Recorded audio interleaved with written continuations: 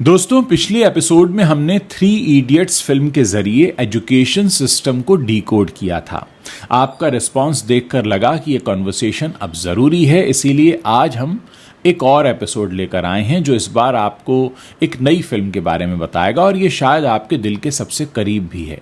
इस फिल्म का नाम है दिल चाहता है। अच्छा, चलिए अब एक सवाल पूछता हूं आपसे।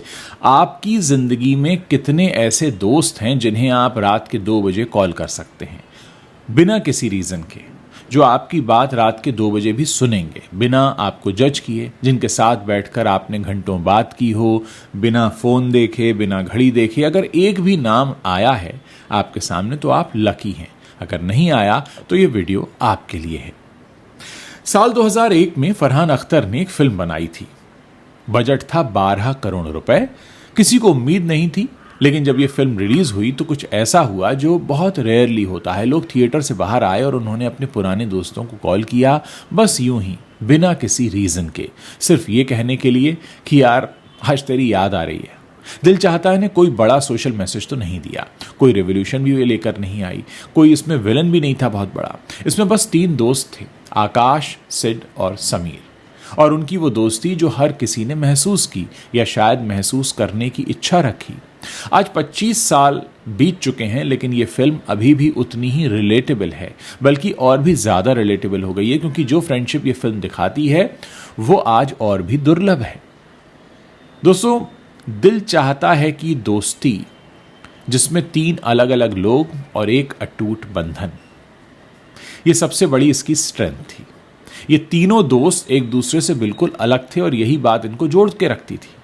आकाश केयर फ्री, कमिटमेंट से डरने वाला, सुपरफिशियल दिखने वाला लेकिन अंदर से लॉयल। सिड सेंसिटिव, आर्टिस्टिक, अपनी ही दुनिया में रहने वाला। समीर इमोशनल, जल्दी प्यार में पड़ने वाला, हमेशा कंफ्यूज रहने वाला। ये तीनों रियल लाइफ में शायद दोस्त नहीं बनते अगर इनके पर्सनैलिटीज़ और इंटरेस्ट और प्रायोरिटीज़ इतनी अलग ना होती, लेकिन उनकी दोस्ती चली क्योंकि उन्होंने एक दूसरे को एज दे आर एक्सेप्ट कर लिया। आकाश ने सिड की पेंटिंग को सीरियसली लिया, भले ही वो खुद आर्ट को नहीं समझता था। सिड ने आकाश की सरकाज़म को एंड्योर किया, भले ही वो खुद सीरियस रहता था।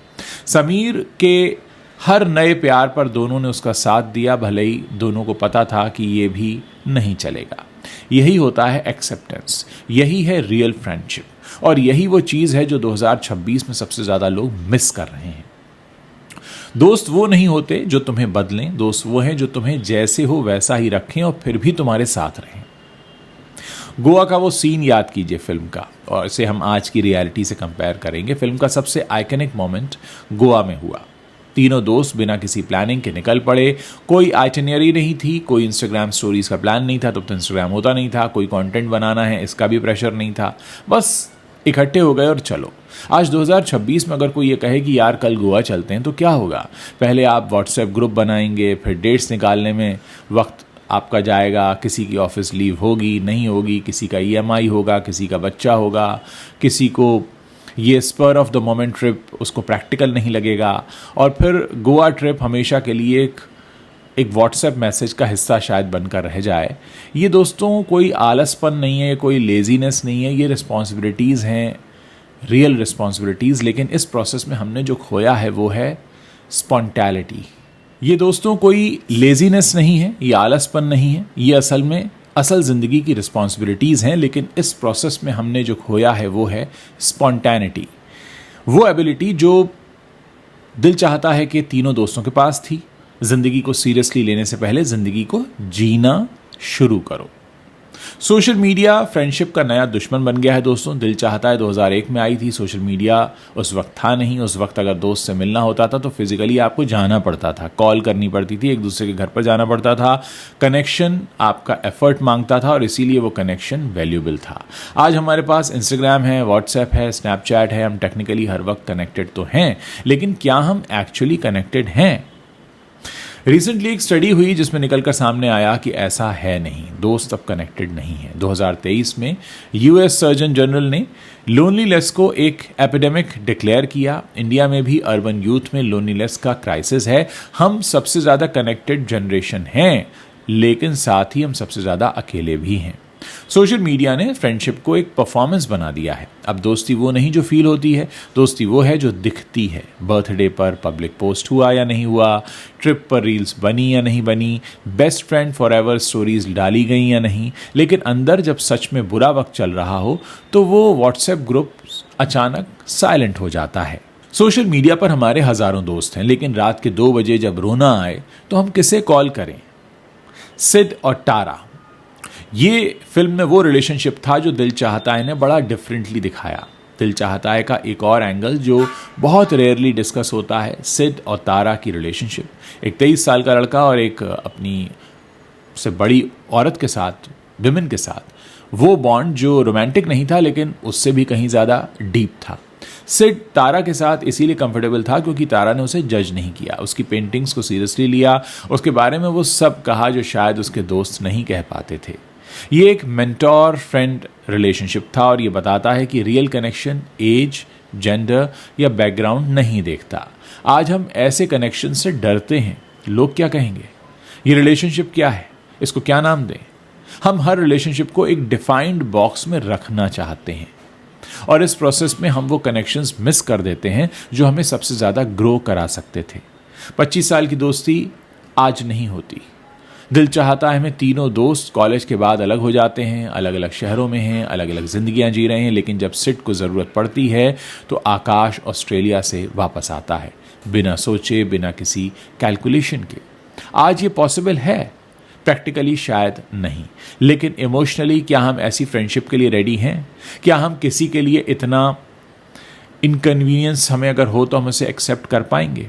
आज हम सब बिजी हो चुके हैं, जेन्युइनली बिजी हैं, लेकिन जब कोई दोस्त फ़ोन करे और कहे कि यार मेरा बुरा वक्त है, तो क्या हम सच में मौजूद होते हैं या हम एक इमोजी सेंड करके अपनी रिस्पॉन्सिबिलिटी निभा देते हैं? क्योंकि हमारे पास व्हाट्सएप है, हम अपना इमोजी भेजकर अपनी इमोशंस दिखा सकते हैं। रियल फ्रेंडशिप इनकन्वीनियंट होती है, कई बार वो वक्त मांगती है, एनर्जी मांगती है, कभी कभार अपनी प्रायोरिटीज़ को साइड में रखना पड़ता है और आज की कन्वीनियंस फर्स्ट कल्चर में यही सबसे बड़ी प्रॉब्लम है। हम कन्वीनियंट फ्रेंडशिप चाहते हैं जो हो भी पर तब जब हम चाहें और ना हो जब हम बिजी हों। दिल चाहता है कि अगर असली सबक दोस्तों सीखना है, जो फिल्म ने डायरेक्टली तो नहीं कहा लेकिन हम अगर इतना उसका एनालिसिस कर रहे हैं तो जान सकते हैं। दिल चाहता है का सरफेस लेवल मैसेज है जिंदगी को एंजॉय करो, दोस्तों के साथ वक्त बिताओ, लेकिन डीपर मैसेज है वल्नरेबिलिटी, खुद को किसी के सामने ओपन करो। आकाश पूरी फिल्म में एक मास्क पहनता है, care free, commitment phobic, sarcastic, लेकिन जब वो शालिनी से प्यार करता है तो उसका वो मास्क टूट जाता है और तभी उसकी रियल फ्रेंडशिप दिखने लगती है।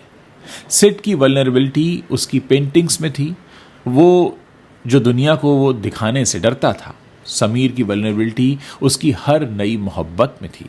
रियल फ्रेंडशिप दोस्तों तब होती है जब हम वल्नरेबल होने की हिम्मत रखते हैं, जब हम किसी को ये कहने देते हैं यार मैं ठीक नहीं हूं और सामने वाला कहे बता मैं यहां हूं। ये बड़ा सिंपल सा एक्सचेंज है जो आज बहुत रेयर हो चुका है। दोस्तों दिल चाहता है 2001 में एक जेनरेशन की आवाज़ थी, 2026 में वो आवाज़ और भी ज़्यादा ज़रूरी हो गई है। हम जितने ज़्यादा कनेक्टेड हैं उतने ही ज़्यादा अकेले भी हैं, जितने ज़्यादा फ्रेंड्स हैं उतने ज़्यादा स्ट्रेंजर्स हैं।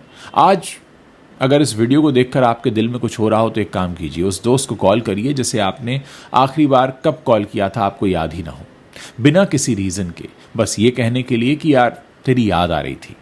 दिल चाहता है का यही सबसे बड़ा सबक है।